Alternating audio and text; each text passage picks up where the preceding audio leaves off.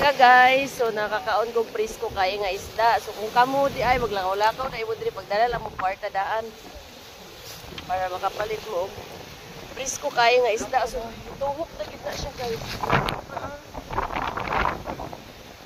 So pag abot sa balay ako ning kilawon magkilaw ko. So pababoy na puntaan ni bisig nag-hike ta para niwang. Nara guys, ako pinalit nga isda. So tinula. Okay nila.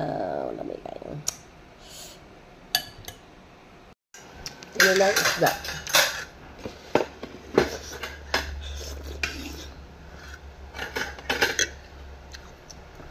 Ha? Para.